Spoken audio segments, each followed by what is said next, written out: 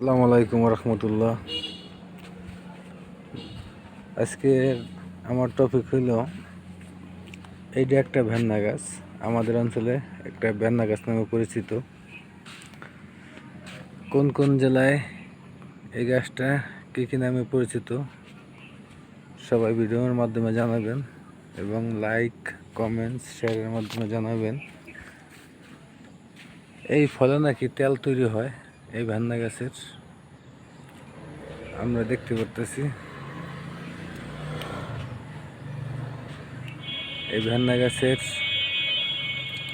ভেন্না নাকি তেল তৈরি হয়, এটা আমার জানা নাই। এই জন্য এক সুন্দর ফল হয়েছে। আপনারা কেউ যদি জেনে থাকেন তাইলে আপনি মেসেজের মাধ্যমে, কমেন্টসের মাধ্যমে, শেয়ারের মাধ্যমে জানাবেন। দেখছেন অনেক সুন্দর সুন্দর ফল হয়েছে।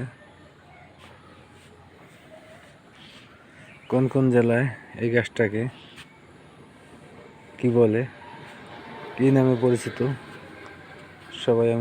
সবাই আপনারা জানাবেন। আমাদের এলাকায় এটাকে ভেন্না গাছ বলে পরিচিত। সবাই সুস্থ থাকবেন, ভালো থাকবেন।